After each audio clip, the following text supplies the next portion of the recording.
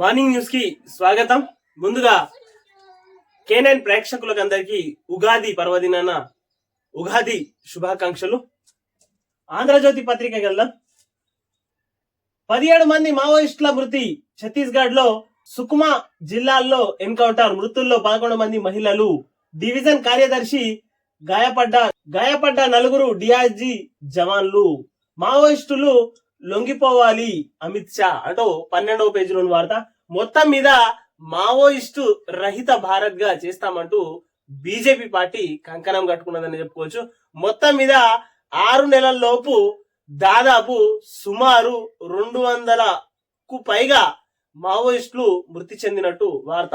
ఈ 6 నెలల లోపే మొత్తం మీద మావోయిస్టులు లేనటువంటి భారత్ ని తయారు చేస్తాం అంటూ బీజేపీ వాళ్ళు చెప్పుకొని వస్తున్నారు. ప్రభుత్వ పెద్దల ఆదేశాలతోనే అంటూ 14వ పేజీలోని వార్త. డిఎస్పీ ప్రణీత్ రావుతో టచ్ ఉన్న కొన్ని నెంబర్లు ఇచ్చి ట్యాపింగ్ చేయించా. పోలీసుల విచారణలో ఒప్పుకున్న శ్రవణ్ రావు. ట్యాపింగ్ పరికరాలకు డబ్బులు ఎవరిచ్చారు? రాధాకిషన్ ప్రభాకర్ రావు ఎలా తెలుసు? ప్రణీత్ రావు మీ ఆఫీసుకు ఎందుకొచ్చారు? ఉప ఎన్నికల వేళ డబ్బు పట్టివేత వెనుక ఉన్నదెవరు? ప్రశ్నల వర్షం కురిపించిన పోలీసులు. చాలా ప్రశ్నలకు జవాబులు దాటేసిన శ్రవణ్ రావు 2న మళ్లీ విచారణకు రావాలని ఆదేశం. మొత్తం మీద అడ్డంగా దొరికిపోయారని చెప్పుకోవచ్చు. శ్రవణ్ రావు గాని ప్రణీత్ రావు, వీళ్ళిద్దరు కలిసి మొత్తం మీద ప్రణీత్ రావు ఇక్కడ శ్రవణ్ రావు ఇద్దరు అడ్డంగా చెప్పుకోవచ్చు. మొత్తం మీద పండగ పూట సన్న బియ్యం నేడు హుజూర్ నగర్ లో ప్రారంభించనున్న సీఎం. 50,000 మందితో సభ ఏర్పాటును పరిశీలించిన ఉత్తమ్. ఏప్రిల్ నుంచి 3.10 కోట్ల మందికి సన్న బియ్య పంపిణీ. మొత్తం మీద తెలంగాణ రాష్ట్రం మొత్తం మీద సన్న బియ్యం ఇవ్వబోతున్నది ఉగాది నుంచే అంటూ గట్టిగా ప్రచారమే కాంగ్రెస్ పార్టీ చేసింది.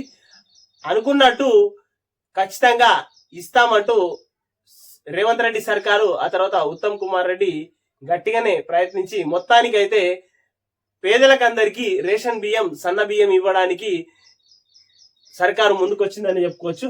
10 ఏళ్లు కొడంగల్కే సీఎం సీటు. దేశంలోనే ఆదర్శంగా తీర్చిదిద్దుతా. భూములు కోల్పోయిన కుటుంబాలకు 2 ఉద్యోగాలు. అంబేద్కర్ ను అవమానించిన షా. బీసీలకు బీజేపీ వ్యతిరేకం. హిందూ ముస్లింలు ఏకమై దేశాన్ని కాపాడాలి. సీఎం రేవంత్. కొడంగల్లో ముఖ్యమంత్రి పర్యటన అంటూ 13వ పేజీలో వార్త ఇది. మొత్తం మీద 10 ఏళ్లు కొడంగల్కే సీఎం సీటు అంటూ చెప్పుకోవచ్చు.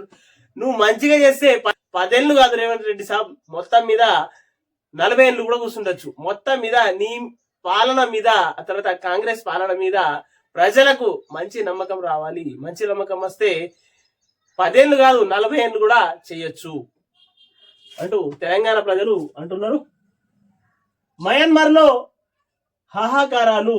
1,664 మంది చేరిన మృతులు. 40కి పైగా వారసత్వ కట్టడాలు నీలమట్టం. కూలిన మండలే జైలు.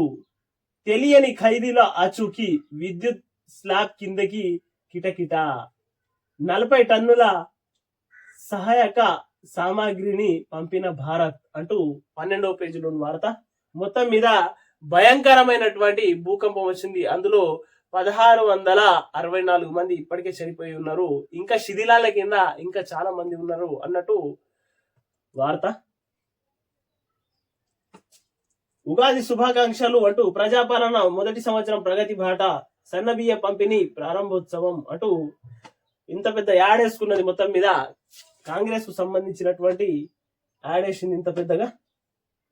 ఏది ఏమైనా రేవంత్ రెడ్డి గారి పాలన చక్కగా ఉంటే, ప్రజలకు న్యాయం జరుగుతుందంటే ఇంకా 5 ఏళ్లు కాదు, ఏకంగా ఇంకా 10 ఏళ్లు కూడా పెరగడానికి అవకాశం ఉంది. ఏది ఏమైనా కానీ ప్రజలకు మాత్రం ప్రజాపాలన అంటే మొత్తం మీద ప్రజల దగ్గరికే, ప్రజల వద్దకే పాలన అనే సూత్రాన్ని పాటిస్తున్నాడని చెప్పుకోవచ్చు. ఏది ఏమైనా ఇప్పటికైతే ప్రస్తుతం తెలంగాణ రాష్ట్రంలో ఆ 10 ఏళ్ల కంటే ఈ 5 ఏళ్లు వీళ్ళకి ఇచ్చినటువంటి 5 ఏళ్లలో సంవత్సరం బెటర్ ఉందనే ప్రజలు అనుకుంటున్నారు. కేఎన్ఎన్ టీవీని సబ్స్క్రైబ్ చేయండి, షేర్ చేయండి, కామెంట్లు పెట్టండి.